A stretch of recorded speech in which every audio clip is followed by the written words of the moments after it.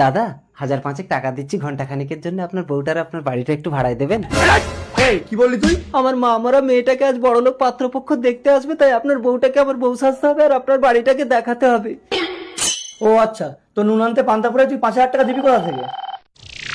সর্বনাশী, দেখ তোমার ও মাগো, পাত্র চলে এসেছে। হ্যালো, হ্যাঁ, বাঁ দিকে ঘুরে ডান দিকে গিয়ে নিচের দিকে মুখ করে সোজা উপরে চলে এসো। পাত্র এসে গেছে, আপনি তাড়াতাড়ি ভেতরে যান। এসো বউ। আস্তে, আসুন, বসুন, বসো বাবা। ও মাগো, ছেলেটা কি হ্যান্ডসাম। এই সর্বনাশী, মুখ ঢাকা দে।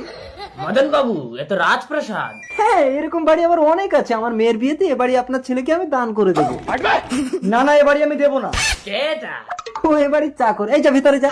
আসলে অনেকদিন ধরে আমার বাড়িতে কাজ করছে তো, তাই বাড়ির মায়া ছাড়তে পারছে না। আমার বাড়িতে আমি চাকর? তা আপনাদের আসতে কোনো কষ্ট হয়নি তো? না না, আমার তো 10-12টা টাটা সুমো আছে। বাবা, আমরা তো পাবেনা চলে এসেছি। চুপ কর, কলের খবর কাউকে বলিস না। কিছু বলছেন? না না, আপনার বউটাকে আমার খুব পছন্দ হয়েছে। ঠিক আছে, আমার মেয়ের বিয়েতে আমার বউটাকেও আমি আপনাকে দান করে দেবো। না না, আমি দেবো না। এই, তোর টাকা কিন্তু আমি দেবো না বলে দিচ্ছি। ঢোক ভেতরে, ঢোক।